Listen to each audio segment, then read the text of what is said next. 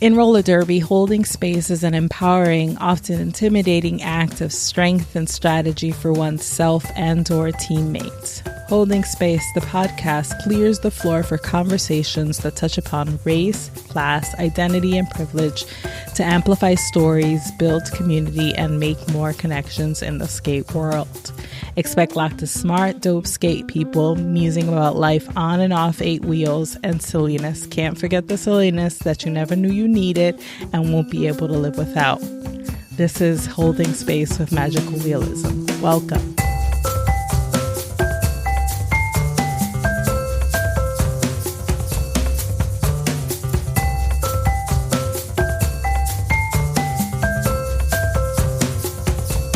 What's up, y'all? How's isolation treating you? It hasn't been the easiest for your girl, let me tell you. Living in the epicenter, Queens, of the U.S. epicenter, New York City, and learning of someone else in your world catching this thing has been rough. And then there's the sirens and the solitude. Because of course, at the end of the day, this still is New York. My upstairs neighbor is a newfound harpist, I think, and appreciates wearing clogs, or at least that's what it sounds like through my ceiling. And my downstairs neighbors are Dominican, which means they are of 2 volume settings, loud and louder. Them's my peoples, though, so I get it. And while I hate the din in the moment, occasionally I am able to appreciate how uniquely and symphonically New York the sum of all those sounds are. Silence does equal death here, definitely. Chirping, train rumble, sounds, noise, music, yelling is the arena of the living, of being alive.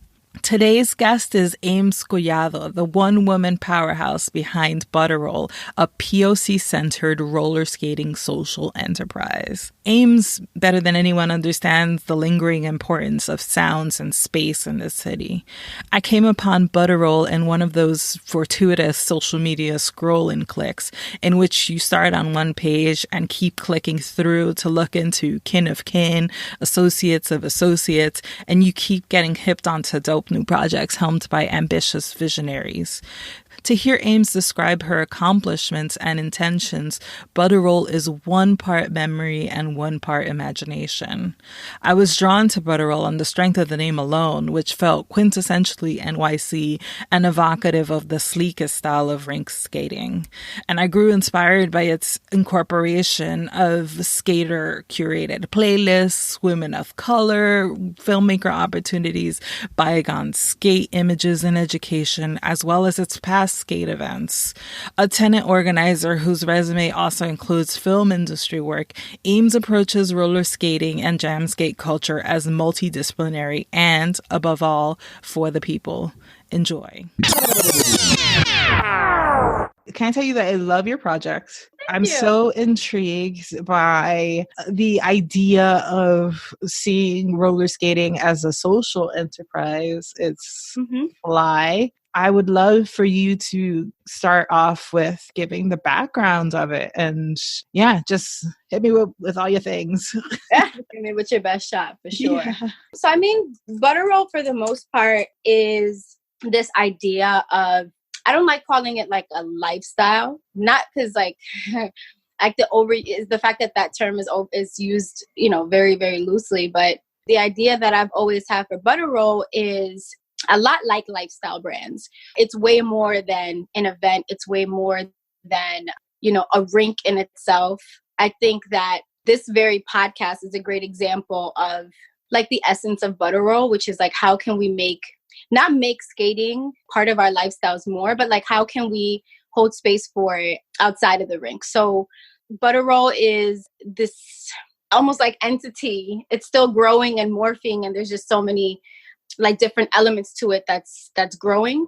But ultimately it's roller skating, New York style, like hood music drives it full force. It's community driven in a sense of being really inclusive and being honest with those who are supporters and fans of Butterroll. I always try to make sure to include folks and like get feedback. Like, this is what I'm thinking of, is this well received? also a really strong army of like folks who will support, various ideas. But yeah, I hate saying company because like it always goes back to capitalism, but this company is really about taking skating to places that it hasn't been in a really long time. So definitely not recreating the wheel, but like trying to use up all possible outlets that could be used to celebrate roller skating. So the main audience, like my community, is POC, first and foremost. Everything that I create behind Butter Roll is about my community. And I literally mean that in the many communities that I'm a part of. My queer community, my hood as community, my organizing community, all of that influences a lot of what I do and how I move Butter Roll. I don't know if that exactly answers your question. It really does. You know what a social enterprise is. Believe it or not, I actually have to explain that a lot. Folks know what a nonprofit is. Folks know what a for-profit is, but they don't understand that there are entities that you can create where you're creating not to make money, but sustainability is built in, but also like community to further cause, to further community goals and causes and principles. Absolutely. So Butter Roll's belief is roller skating has to encompass, it's like this beautiful merge between roller skating, music, community organizing to make sure that roller skating that's accessible to communities of color specifically or under-recognized communities.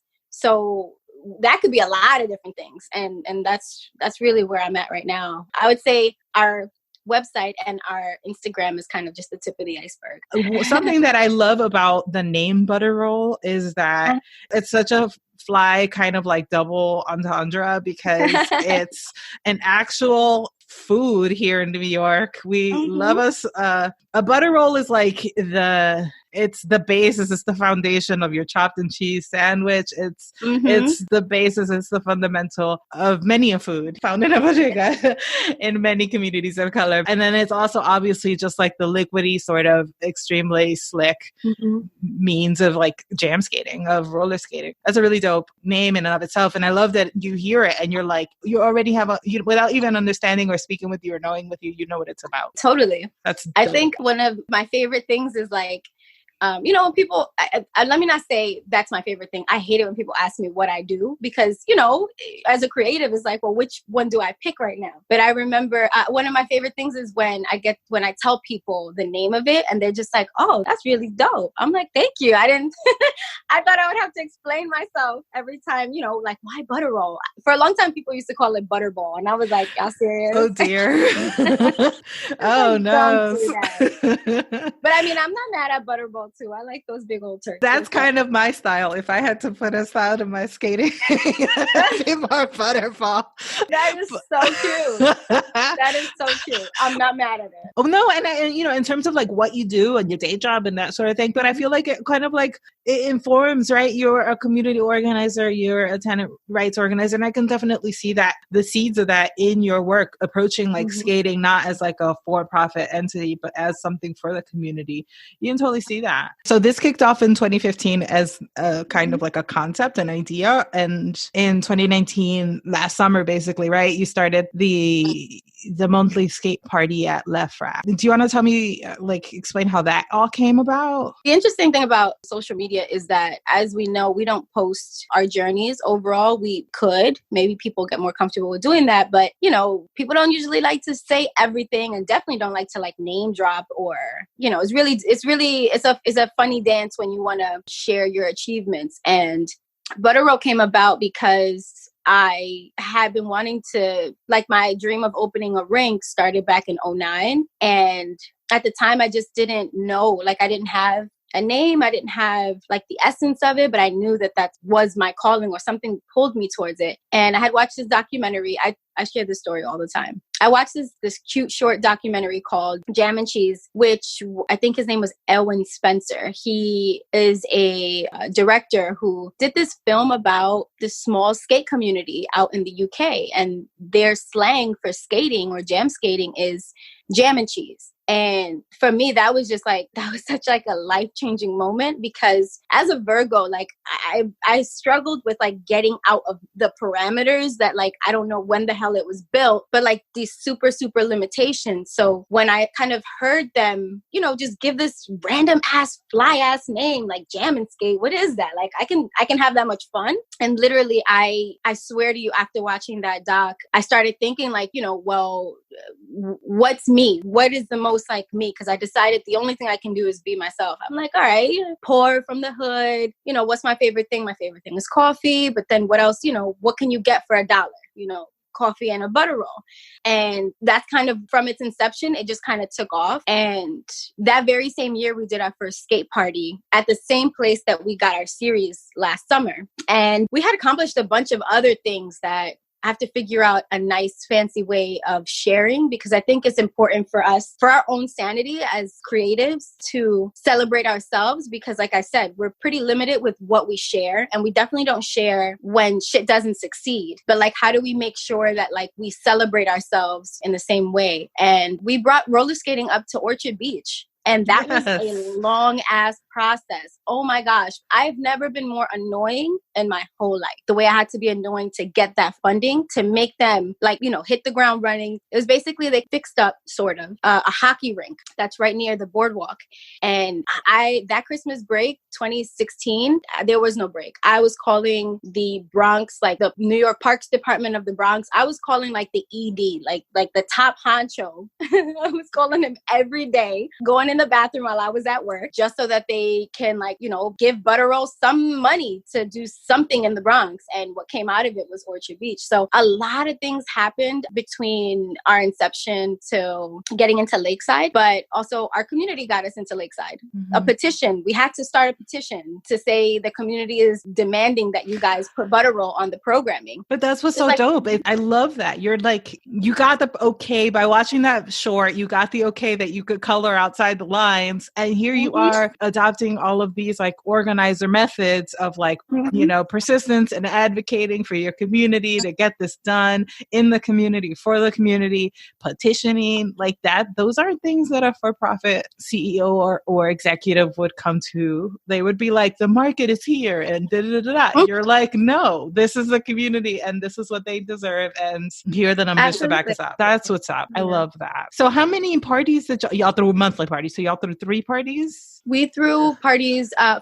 So from May to September. Mm-hmm. Oh. Yeah. And it was really dope. It was really, really cool because it was, you know, everything's a learning experience. And up until then, I had gotten well-versed. Before my very first skate party, like I had never set foot inside a roller rink. So even though my dream was to open a rink, I had never been to one until the very first one we did in 2015, which was also my 30th birthday. And that was like hella's, you know, it was like serendipity. But doing a series was a different monster. You know what I'm saying? Like, you know, everything is like bit by bit, you learn, okay, this is what it's going to require. This is where, this is what worked. This is what, you know, we can do better at, so that, you know, when this rink comes into fruition, then, you know, we're ready. When this rink, speak it into fruition, V. I love that. I love that. No, and I think that I need to kind of bring some external context for people who are not in New York and not native New Yorkers and don't understand what it means to bring a roller rink to Orchard Beach versus having parties at Lakeside, because they're very different beasts. Absolutely. You know, Orchard Beach is located in the Bronx. It's basically a beach that's frequented by working class poor New Yorkers who primarily take the bus there rather than like drive or like live at the beach. It's a part of a very underserved borough. And while in its heyday, as Ames could probably tell you, and we can get into that, was a part of there was a renaissance here of like rinks in the Bronx and in Queens and a whole beautiful culture back in the day in the 70s and 80s that's kind of died down a lot. And because of like property values and gentrification gentrification and a lot of divestment. And so it takes in pulling teeth, because usually when, the official line from government is that there's no funding, or like it's very hard to get them to do anything, because, usually when it comes to the Bronx, there's just reluctance, right? So it does, because we know what kind of demographic is the majority in the Bronx. Yes, people of color, Latino and Latinx and African American. So it's also it's a very heavily policed area. And, so to bring a roller rink, and those are kind of like activities or events or productions that would probably take place in like a Brooklyn or Manhattan, right? And so it's really dope. And to be able to intentionally to create something like that for the Bronx. So that's really dope. And then on the flip side of that, Lakeside is located in Prospect. It's the opposite. Exactly. It's a very moneyed, affluent area that slowly but surely has suffered from gentrification, and especially on the Lakeside side of that park. The Crown Heights area is being, a lot of the historic African American Caribbean communities there are being displaced and replaced with more affluent and middle class whites and what have you. So they open a rink in the summertime and have like kids activities and have a very successful ongoing series of events produced every Friday, but they're expensive and kind of are catered and have the aesthetics of that appeal to more of the new. No, not kind of. It is a white party.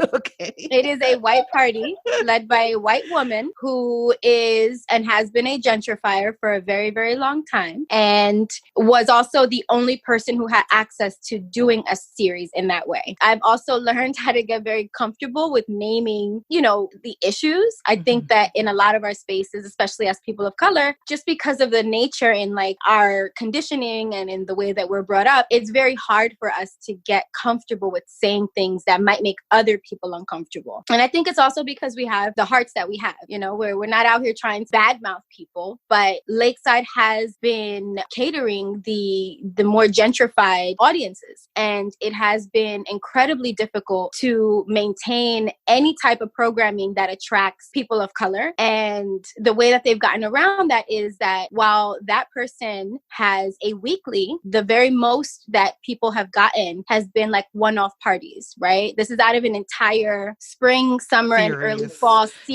time, like a window, a calendar of all these possible opportunities. And to be fair, Lakeside is no different than a lot of rinks in general, where they hold very little space for people of color unless it's controlled, the way that they feel like it should be controlled. So it's very little spaces, not just for us to go to, but then to go and be able to create, right? Create styles of skating, create music on the rink, and all these things get left out because, when creating the space for it to foster and to flourish a new renaissance. Fully. Yeah. Exactly. Of skating in New York. Because I think that it's, real estate and institutions have stifled it and have, sucked all the oxygen from the culture. And then the predominance of these groups in the sphere takes what's left. So there isn't any sort of ability to foment that growth like you're trying to do. I feel like that's part of what your ambition is, to kind of create the space, to hold down the space for a new generation and a renaissance to happen, right? Would you agree? I would say yes, but also to empower a lot more people to come with me to take up that space. Like, that's far more important. If you were to come to a Butterroll event and you're just like, wow, I can't believe somebody like her can make this happen. Maybe I can do it. And like 5 people leave and do their own events, and then more people come to their events and leave. That's the only way that I think we can get that renaissance that you keep talking about. So it is about holding space, but it's way more about empowering people to want to do their own thing, And there's that organizer again, like the whole bringing people with you and pulling people with you and empowering people to do what they want and to create what they want rather than having it given to them. I think that's a very key difference, right? Yeah, but it's also being mindful as a creative. Like, I have my vision for what I want from Butterroll. And, never one thing of anything can ever truly reflect all types of people, because we say POCs and we just lump us all together, but like we all don't like the same things. We all don't like the same type of music. We all don't even dress the same. So that's why it's most important. It's because I want to make sure that everyone can feel welcomed and be reflected in all these other groups, because I know that Butter Roll won't be able to satisfy everybody in that way. And I'm very honest with myself about. So you're trying to kick the door open. You're not trying to make the house. Hell yeah. Yeah. Hell yeah. Yeah.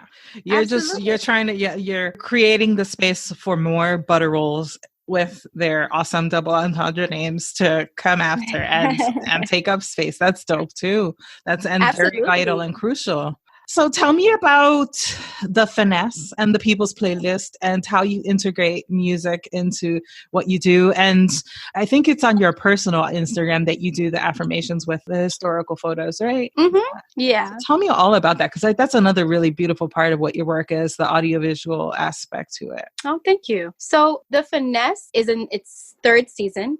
It actually started December of 2017, and it just started out of necessity.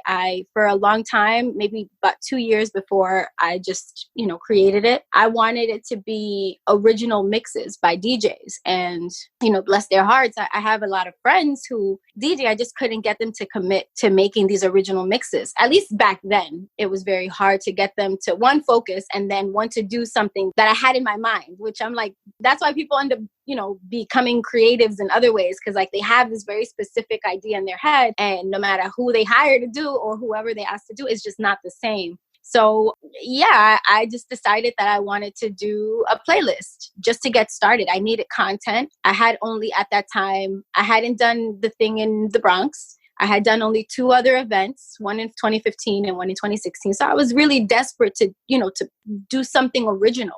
And I decided that the Finesse was like the closest word to, a butter roll or a buttery, smooth body roll kind of, like this very suave, smooth, funky kind of vibe. And the first couple of ones I did myself. And then I had a homie who was like, yo, when you going to let me do a playlist? And I was like, damn, if you could take that shit off my plate, like I would love that. So I just had my one homeboy do I think it was like volume 4.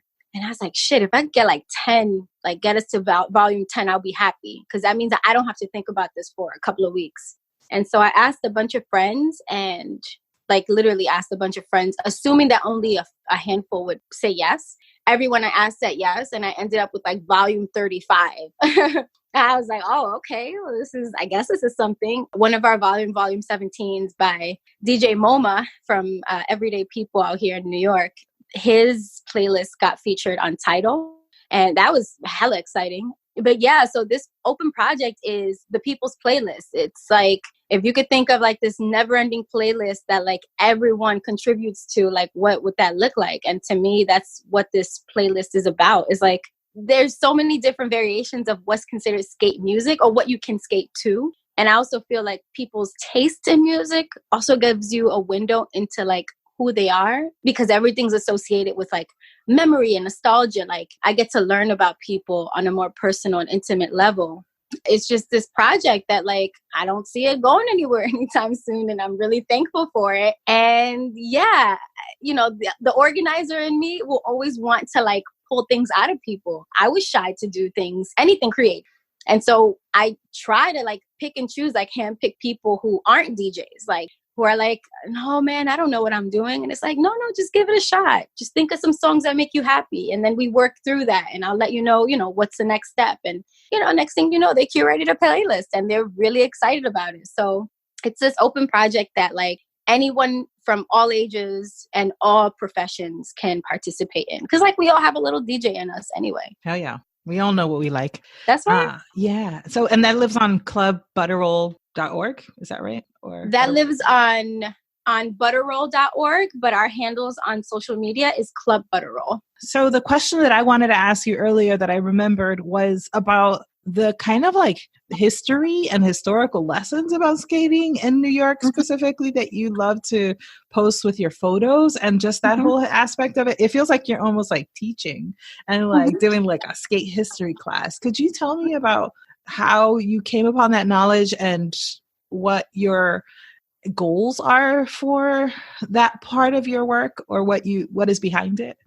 Sure, a documentary is behind it. So I definitely forgot about mentioning that, but that's also still very, very early stages. But my goal would be to do a documentary that's centered around New York's influence and history, just long-term history with roller skating. I'm a history nerd. I love like quick facts about things, not just about New York, but New York definitely excites me more than anything. I love anything that, that holds memory. There was another life before this life. People dress very differently. They listen to different types of music. There were no cell phones. So anything that's related to like a time before mine excites me. And I love that roller skating has its own history, like these worlds that you get sucked into. Because you can learn about New York subways. You can learn about maybe the history behind some of these buildings we walk by every day. But roller rinks are like these ghosts that we didn't really know existed. Like there were, when you ask somebody about a rink in New York, they more than likely, maybe 9 out of 10 times, they'll say like Empire or Skate Key. So Empire was in Brooklyn and Skate Key obviously was in the Bronx. But there were so many rinks, so many local, smaller rinks than just those two. And it's wildly fascinating to learn. Like you learn a little bit and then, you find another link in like Cornell University. Like here's this flyer from this other rink, you find it all the way at the tiny text at the bottom and then you look into it more. And it's just like, it's so thrilling, the anthropology behind, uncovering these ghosts of rinks and skating past out here in New York. Hey, I love that. I love that so much. What's on the horizon for you? So much. So this year alone, I did the now that I know that you're a Virgo, I did the Virgo thing where I always bite off more than I can chew. And that's because one, I know that quantity, like the more things I put out, the more of a chance I'll have something to show for it. Instead of always like putting my heart and soul in just one thing. I'm definitely not the type of person that believes, pick one thing and then do that really well. I don't function that way because my creativity also has its own ADD. And if I can't at least get to whatever it is that's like on my mind, then I can't focus on any one thing. So this year we are working on season 2 of the skate series at Lakeside. And I'm really excited about that because we will be teaming up with this really awesome organization called Caribbean. And I'm not going to share too much about what we have planned because it's still in beta, of course. But we are being way more intentional. And by we, I mean for Butterroll, being more intentional in reflecting our community, aka highlighting our Caribbeanness more. So we're going to have a lot of fun with that this year. And that organization overall, I've just been a huge fan of for some time. And also led by a woman of color. So I'm like, what the fuck? You got 2 women of color? And like Lakeside with a series? You kidding me? I'm hyped right now about that. So there's that. And I've also teamed up with 2 other femmes or 2 other women to work on this, opening this roller rink. So that's more of a long-term plan, but I'm being a lot more intentional than I was before. So there's that. And, this other part of us of like growing into films, with my filmmaking background, which I've worked on other projects, I wanted to be able to incorporate that into Butterroll. We recently, I think it was in February, we had an open call, like women of color filmmakers or wannabe filmmakers. Like we're looking to fund 2 projects that is New York roller skating themed. Like it could be anything. It could be a music video. It could be a doc. It could be whatever you want. And we had 2 winners, Sanji Lopez and Juliet Gomez. And I'm really excited about the work that they're going to do. So we've got some VR films with Butterroll music. I aspire to want to create original music, but I think when the opportunity really presents itself, then I'll be able to go down that route. But yeah, a lot of stuff going on. That's what's up. Ames. So these films, are they in pre-production or where are they? Yeah, they're pre-production. Yeah. We're still fleshing out the documentaries. So both women have some loose knowledge of filmmaking. So that's beautiful because that also means that like they're not super hung up about how we get it done as long as we as long as it makes sense. Because I feel like there's always a good and a bad when you're like formally trained. Like when you go to like a really posh like college, you have like, you only think within these certain parameters. And I really love having fun and figuring things out.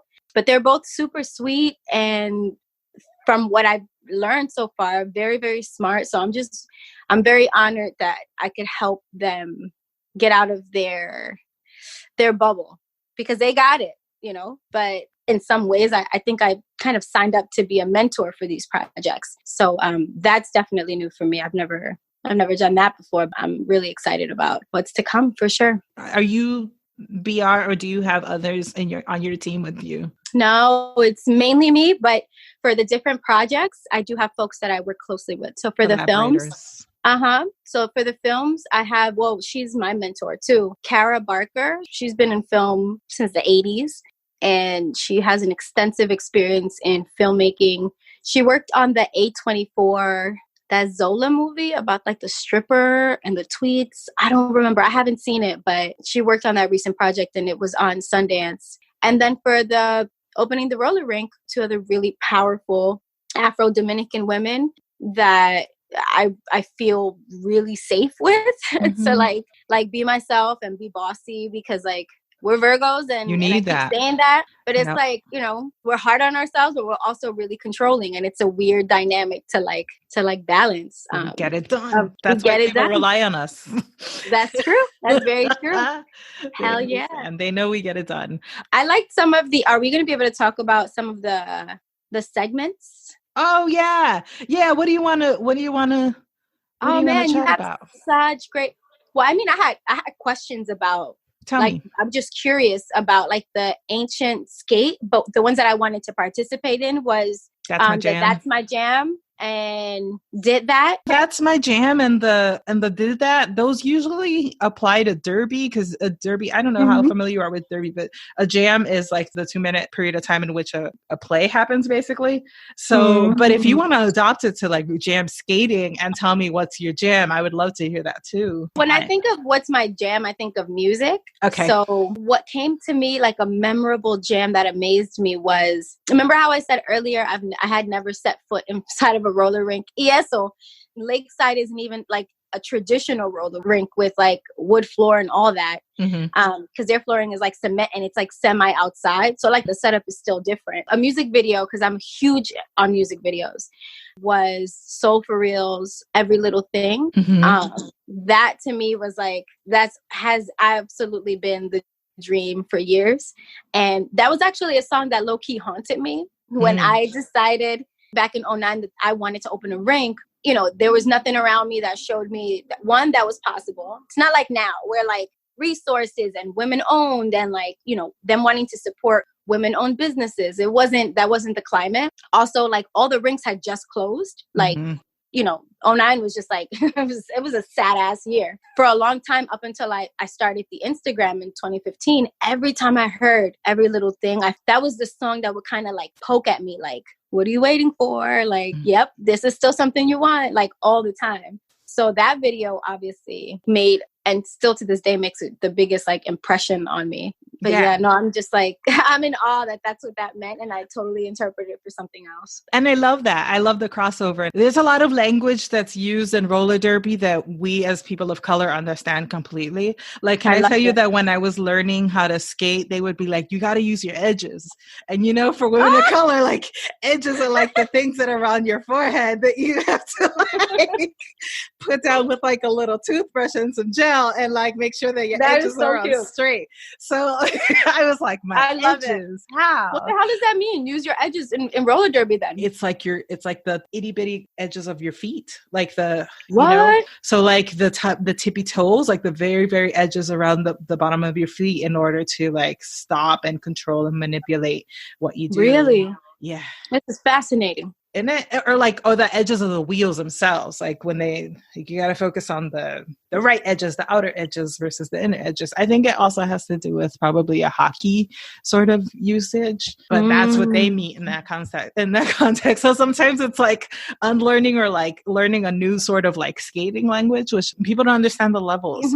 Hit me with your self-care tip. So I'm going to be honest, I have not been very diligent with taking care of myself. So COVID obviously affects my butter roll stuff, but it really, really impacts my organizing work. So these last 2.5 weeks have been absolute mayhem. I have never worked so much back to back.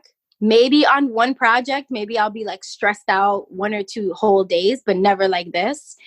And I have not been taking care of myself the way that I should have. But when I did, I'm really good at using my mornings, because that's the time of day that will affect the rest of my day.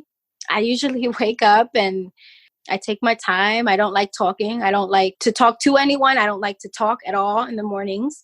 I'll listen to a podcast and I'll make my coffee the long way. For me, that's how I stay like mentally sane and get prepared for the day. I used to be really, really into meditation, but I still felt like the things that were affecting me weren't changing and that I was just finding ways to cope. So I stopped meditating because I was doing that for years and just kind of like in this weird cycle but I've learned to breathe. I think that's probably the best thing that I can do for myself is like when I feel like I'm getting worked up, it's like learning how to just take a moment and like breathe. And that's been enough.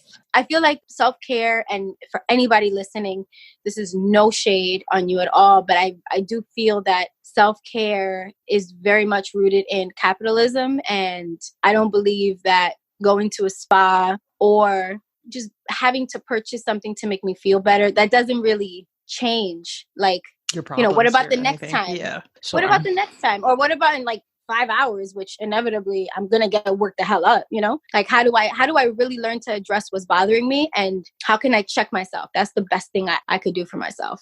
Yeah, I will say though, there was a book that changed me. There was a book that changed me, and it was this guy I was dating at the time. He told me about The Artist Way. And since then I'm like talking about it to everybody. And it's this book that's mainly, it's like a workbook. So I think you commit to like 13 or 14 weeks, and it really makes you get in touch with your creative self and understand your creative process, but also your blocks. So I think since that book, it put me in a position for me to understand why I react to things the way that I do. And also what happens when self-doubt comes in. Like what is that stemmed? Where is that rooted in? So I would really, really, really advise for anyone. Doesn't matter if you're just starting out as a creative or if you've been an artist or creative for years. Really, really look into The Artist Way. And please do yourself the favor of sticking to the work plan. They give you a lot of tasks. They make you wake up early and do writing sessions to yourself. I would just say, if you do nothing else in life, give yourself a shot to like heal your creative child, because, children grow into adults, and whatever happens to us as kids spills into adulthood. And that's why folks go through midlife crisis, and we don't have to keep repeating those cycles. So, I'm a strong believer in self-help books, but self-help books that are actually benefit you and change the way that you function in the world, not just like put a Band-Aid over a boo-boo. What I was going to say was that I agree with you that the term self-care has been commodified. And I definitely, it's really interesting to hear people's interpretation of that question, because some people go at it and think that it has to do with like bath bombs and spa visits and what have you. And it could just be as easy as like making your coffee the long way, and like whatever it is to make you feel whole, to make you feel good, to like restore you and make you feel like you're good, phew, that's what I need for me. So thank you. Thank you for the question. Of course. And the tip, The Artist Way. Also, what would you like to hold space for? So this is kind of like a free space where you get whatever you want off your mind, whatever you want to use it for, go for it. So, one of the biggest struggles with butter roll, as I guess I would say in its own respect, successful, whatever success means for folks. For me, success just means I had an idea and I brought it to life and like end the story. Like, how do I say this? So it was a time where I almost quit butter roll not that long ago. And I would say that it happened right before the Orchard Beach thing. Like once they gave me the thumbs up, because, there were a couple months I didn't hear back from folks. In that window, right before the summer of 2017, there was this other New York skate group that started to bite butter roll. And that really, really affected me. To see another group a male dominated group, basically just bite the whole swag of Butter Roll. Like that really affected me to the point where I was just going to not do anything. Like what Butter Roll is today would not be what it is, because I was about to be like, nah, I'm good. This is not for me. You know, this is not women friendly. Like we always come up with these ideas and then men come and just like throw their name on it. And then, you know, we just get forgotten or lost, or that it appears to happen easier for other groups than for someone like me. I do want to hold space for what I felt, because that was real. And it also helped me grow a thicker skin to not feel so threatened.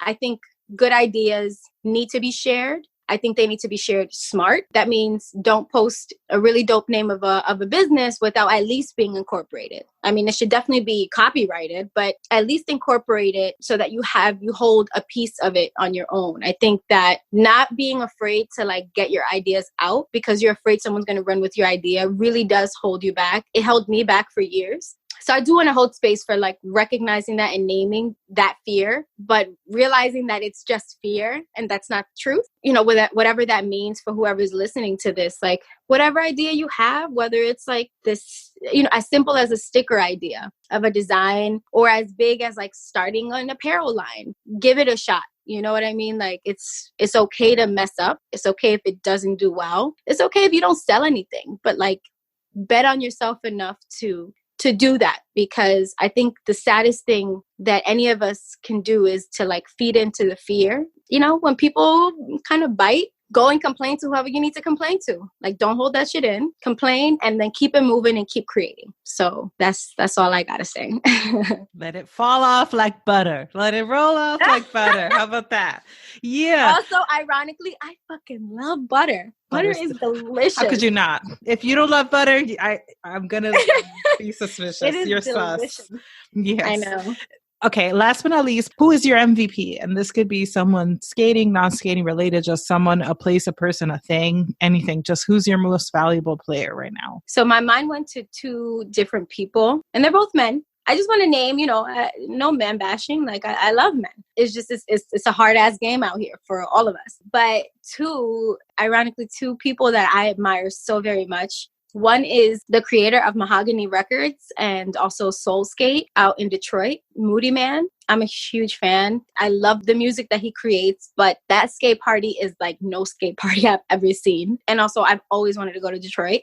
And the other person is Pete. I always forget his last name, but he's one of the creators of Skate Fanatics. And they are, I don't know if you've seen the Nike sneaker roller skate that I always post. So they custom make pretty much any damn shoe you want into roller skates. And their business is like so in demand right now. And I was so humbled when they had come out here, Pete and his wife. I got to meet him of Skate Fanatics. They came out to see the United Skates documentary that came out on HBO. Tribeca was the first one to show it. And somehow, somewhere, I ended up meeting with them for lunch. And they were just such beautiful people, so humble. They've been doing what they do for like more than 20 years and still so very sweet and so welcoming and encouraging. And I just want to say, like, those are definitely, one is like aspire to like meet one day, and then Pete holds that same power, but he's like one call away. And that's just like so beautiful, because for a long time, I was so by myself when it came down to roller skating. I didn't know about any communities, definitely nothing out here in New York that I knew about. Yeah, those two people represent the very, very big ideas that like all skating could be, right? And I admire them a lot for that. I hope there are some women that I can grow to love in the same way. I'm still learning, but who knows? Maybe I'll be that person. Yes. So dope. Thank you so much. Really thank you for even having this beautiful like podcast and this space to talk about these things, and for your very well thought like questions. I think, you know, there are a lot of people who don't, like the majority of my conversations and anything I've been interviewed for, they don't understand skate culture, and that's okay. But, you know, you can imagine that chunk of our conversation is just like, hey, so when's that skating event you're doing? And it's like, it's so much more than that. Mm-hmm. So this is really special to have someone like dive in, and, you know, I get to share all these different parts of myself and Butter Roll, and it was really special. So thank you for holding space. Of course, you're welcome. And I feel like from a cultural standpoint, I feel like as Latina here in New York, skate culture is part of our culture here. It's a part of our urban culture. And it's 100%. And it's really unfortunate that it's become like ghostly. And if it isn't ghostly, it's roller disco, a gentrified version. Sure. Or it's been overtaken. It's been displaced. Version. Yeah, for sure. So you're simultaneously like excavating, but also like planting seeds and harvesting. It's a really dope project. So thanks again. All right, folks, well, there you have it. Holding Space with Magical Realism is available on Apple, Spotify, Google Play, and YouTube. Help the pod grow by subscribing and sharing it with friends. Rating and reviewing on Apple Podcasts also helps others find us. Follow the pod on Instagram at Holding Space with Magic Pod. Intro and outro music is by Sun Searcher. The song is called Latin Rhythm, and the cover photo is by James Corbett of Epic Life Images. Find him at Epic Life Images on Instagram. See you next time. Bye.